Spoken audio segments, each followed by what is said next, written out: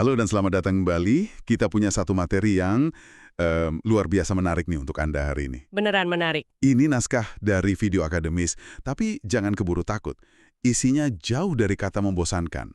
Misi kita kali ini kita mau bedah tuntas sebuah penelitian. Penelitian soal AI baru di dunia pendidikan. Betul, dan ini bisa jadi mengubah cara kita semua belajar loh.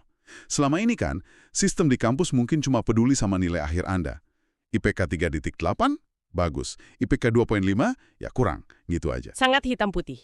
Nah, tapi gimana kalau ada AI yang nggak cuma lihat hasil, tapi benar-benar bisa memahami proses Anda, yang bisa ngerti disiplin Anda, konsistensi Anda, bukan cuma angka di atas kertas. Nah, ini yang mau kita kupas tuntas. Dan ini penting banget karena ini bukan sekedar pembaruan kecil-kecilan loh. Ini pergeseran paradigma yang fundamental. Maksudnya fundamental gimana? Gini, selama bertahun-tahun, teknologi pendidikan atau edtech itu obsesinya sama metrik statis, IPK nilai, nilai ujian, skor TOEFL. Semua itu kan cuma potret sesaat, hasil akhir. Sebuah foto ya, bukan film. Tepat. Nah, materi yang kita bahas ini menunjukkan sebuah evolusi. Kita mulai bergerak ke analisis data yang dinamis, data yang hidup, yang menceritakan sebuah proses. Ini bukan lagi soal apa yang Anda capai, tapi bagaimana Anda mencapainya. Ini langkah besar. Oke, mari kita bongkar ini. Jadi, masalah intinya apa sih yang mau diselesaikan penelitian ini? Celah penelitiannya ya. Iya. Coba bayangin gini deh. AI di kampus Anda sekarang. Itu seperti seorang guru yang super sibuk, yang cuma sempat lihat rapor di akhir semester. Dia tahu Anda dapat A di kalkulus, tapi dia nggak tahu kalau Anda sebenarnya berjuang keras, datang 15 menit lebih awal di setiap kelas, dan nggak pernah bolos sekalipun.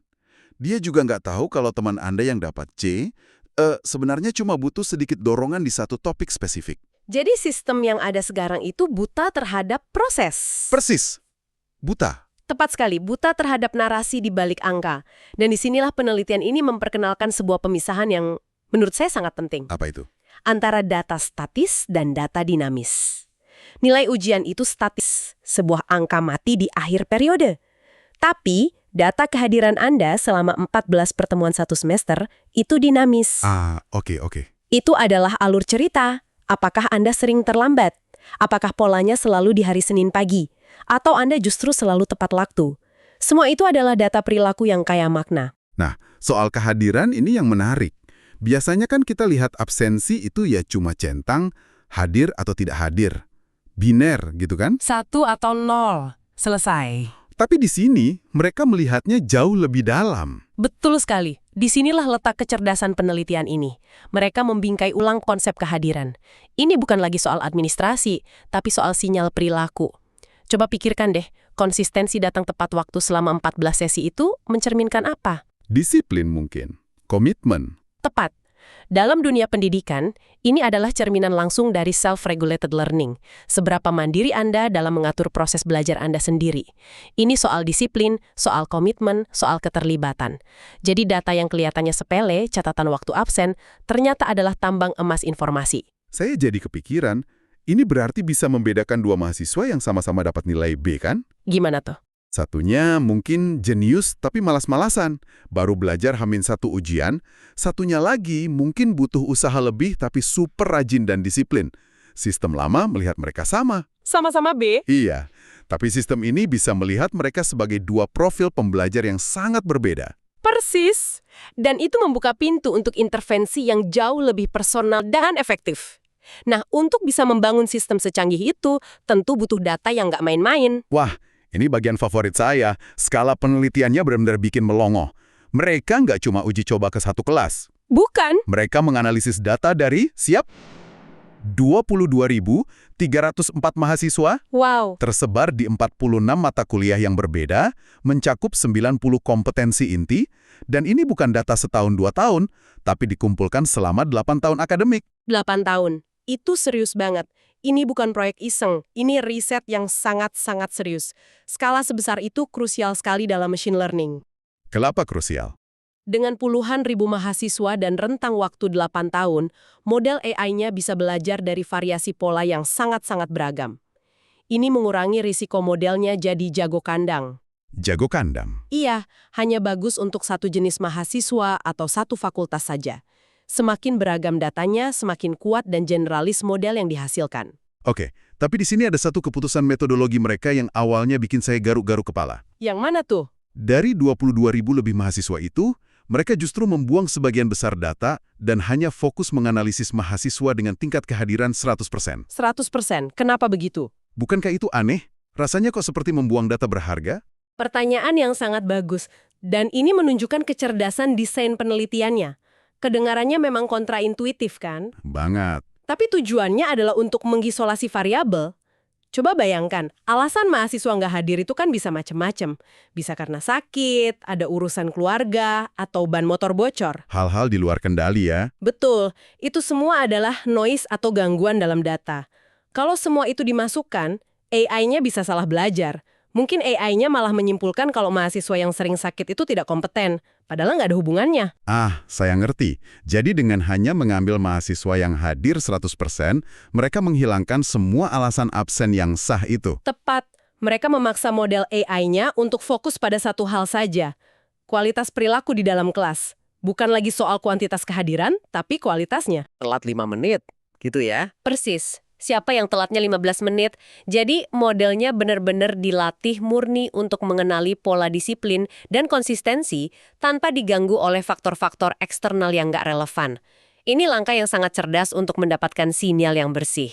Oke, datanya sudah bersih, sinyalnya jernih, lalu bagaimana mesinnya bekerja? Di materi ini dijelaskan ada proses yang namanya feature engineering. Rekayasa fitur. Iya, intinya mereka nggak langsung melempar data mentah ke AI, tapi diolah dulu jadi lebih bermakna. Data kehadiran tadi diubah jadi skor disiplin. Lalu nilai tugas, UTS, UAS, diolah jadi skor pembelajaran. Benar, jadi ada dua skor utama yang merepresentasikan dua aspek berbeda dari seorang mahasiswa. Usahanya, yaitu disiplin, dan hasilnya, yaitu pembelajaran. Kedua skor ini kemudian digabungkan untuk menciptakan satu profil utuh dari setiap mahasiswa.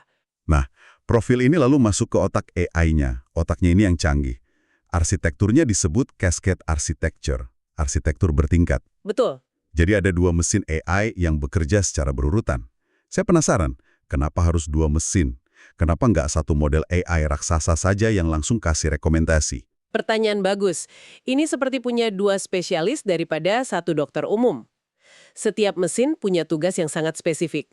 Oke, mesin pertama tugasnya apa? Mesin pertama yang menggunakan model gradient boosting, tugasnya adalah sebagai analis. Dia melihat profil gabungan Anda, skor disiplin dan skor belajar, lalu mencoba memahami hubungan kompleks di antara keduanya.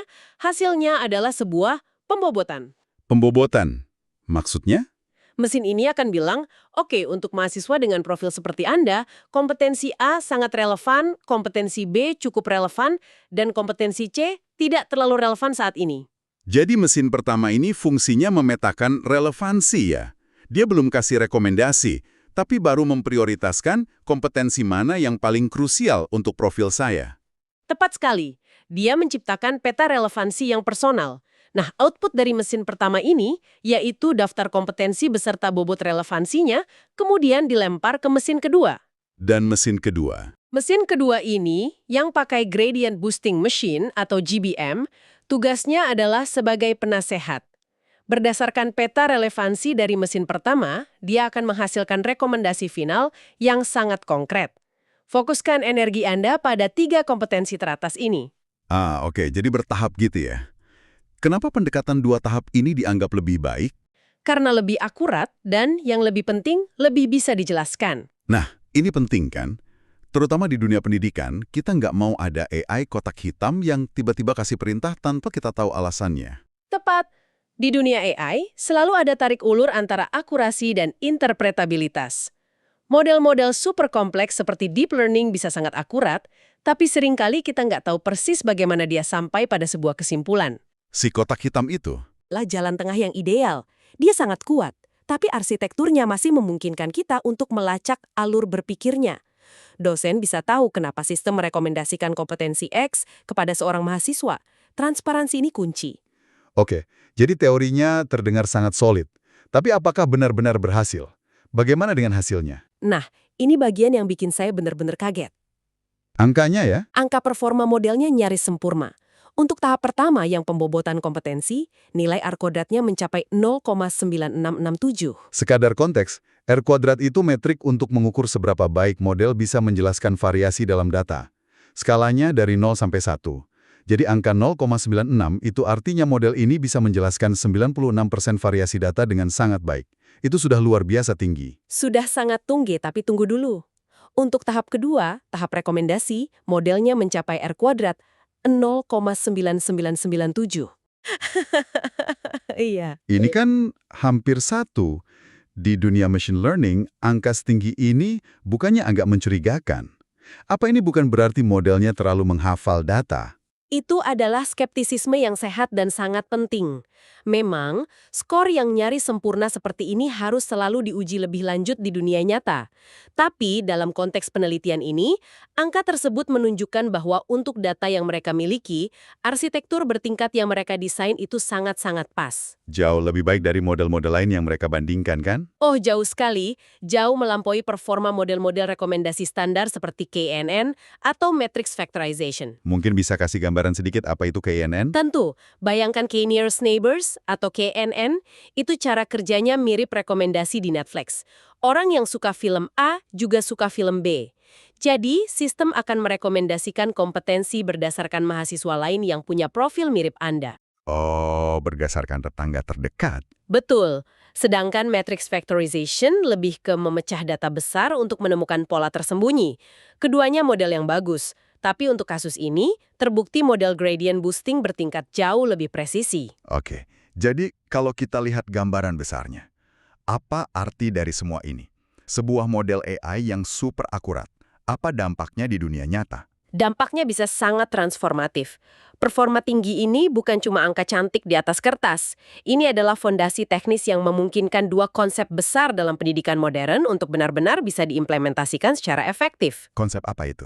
Competency-based education atau pendidikan berbasis kompetensi dan adaptive learning. Oke, kita bedah satu-satu. Competency-based education atau pendidikan berbasis kompetensi, itu apa? GB itu ide di mana pendidikan nggak lagi diukur dari berapa lama Anda duduk di kelas, tapi dari penguasaan kompetensi yang terbukti. Anda baru bisa lanjut ke materi berikutnya kalau sudah benar-benar menguasai kompetensi sebelumnya. Jadi bukan soal waktu, tapi soal penguasaan. Tepat. Nah, sistem AI ini menjadi hakim yang sangat objektif dan personal untuk menentukan kompetensi mana yang sudah Anda kuasai dan mana yang perlu diasah lagi. Oke, lalu yang kedua, adaptive learning. Nah, ini yang paling menarik. Bayangan Anda sedang belajar di sebuah platform online. Sistem ini tidak hanya memberikan Anda soal berikutnya secara acak. Dia melihat data Anda secara real time. Menganalisis saat kita belajar gitu. Iya. Anda lancar sekali mengerjakan soal-soal tentang struktur data, tapi pola pengerjaan soal algoritma kompleks Anda melambat dan banyak salah. Disiplin Anda juga terlihat sedikit menurun di topik ini. Lalu, sistemnya bisa secara otomatis Memberikan materi tambahan. tepat, memberikan Anda materi tambahan, video penjelasan, atau latihan khusus di topik algoritma itu. Jalur belajar Anda jadi sangat personal dan dinamis, beradaptasi dengan kebutuhan Anda saat itu juga. Wah, itu benar-benar mengubah cara belajar. Jadi nggak ada lagi pendekatan satu untuk semua. Tapi tentu ada keterbatasannya kan? Nggak mungkin penelitian ini sudah sempurna? Tentu saja, dan para peneliti ini sangat jujur tentang itu. Keterbatasan yang paling jelas adalah model ini kan baru dilatih pada data mahasiswa dengan kehadiran 100%. Ah iya, benar juga. Perlu penelitian lebih lanjut untuk melihat apakah modelnya tetap akurat untuk mahasiswa dengan kehadiran parsial, yang merupakan mayoritas di dunia nyata. Mereka juga menyebutkan perlunya integrasi alat explainable AI yang lebih canggih lagi. Supaya lebih transparan. Betul, seperti Shape atau Lime, agar penjelasannya bisa lebih intuitif bagi dosen dan mahasiswa. Dan bagaimana dengan arah masa depannya?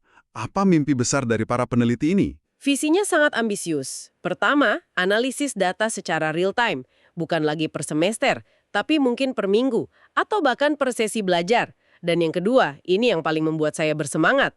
Apa itu? Rencana mengintegrasikan indikator sosioemosional. Indikator sosioemosional. Maksudnya apa itu? Mengukur perasaan mahasiswa. Bukan secara langsung, tapi melalui proksi perilaku. Bayangkan, sistemnya nggak hanya melihat Anda terlambat, tapi juga bisa mendeteksi pola yang tidak biasa. Misalnya, Anda biasanya sangat aktif di forum diskusi, tapi tiba-tiba selama 2 minggu terakhir, Anda pasif total. Oke. Atau waktu yang Anda habiskan untuk mengerjakan tugas mingguan tiba-tiba melonjak 2 kali lipat dari biasanya. Itu bisa jadi sinyal. Sinyal apa? Bisa jadi sinyal Anda sedang kebingungan dengan materinya, kehilangan motivasi, atau bahkan mengalami burnout. Kelelahan ya? Betul, sistem AI ini bisa menangkap anomali perilaku tersebut dan memberikan notifikasi halus. Mungkin bukan ke Anda langsung, tapi ke dosen atau konselor akademik. Perhatikan mahasiswa ini, sepertinya dia sedang mengalami kesulitan. Itu benar-benar luar biasa. Sebuah sistem AI yang punya semacam kepekaan. Menuju AI pendidikan yang lebih holistik. Sebagai penutup, rasanya ada satu kalimat dari materi sumber kita yang merangkum semuanya dengan sempurna. Perilaku adalah sinyal, bukan gangguan, noise. Saya rasa itu pesan utamanya. Setuju sekali. Selama ini, variasi perilaku mahasiswa mungkin dianggap sebagai gangguan statistik yang mengotori data. Penelitian ini membuktikan bahwa di dalam gangguan itulah sinyal yang paling berharga tersembunyi. Dengan belajar membaca sinyal itu, kita bisa menciptakan sistem pendidikan yang jauh lebih manusiawi dan efektif. Dan ini membawa kita pada sebuah pemikiran penutup untuk Anda renungkan, membangun dari ide indikator sosioemosional tadi. Silakan. Jika di masa depan, sistem AI di tempat Anda belajar tidak hanya menganalisis disiplin Anda, tapi juga mampu mendeteksi tanda-tanda kelelahan atau kebingungan dari pola perilaku digital Anda, bagaimana hal itu akan mengubah pengalaman belajar Anda? Apakah itu akan menjadi asisten pribadi yang sangat Anda hargai, yang tahu kapan harus menyemangati dan kapan harus mengingatkan Anda untuk istirahat? Atau sebaliknya? Atau sebaliknya, apakah itu akan terasa seperti pengawasan yang berlebihan, sebuah intervensi yang melanggar batas privasi Anda? Di manakah garis antara bantuan yang tulus dan kontrol yang mengganggu?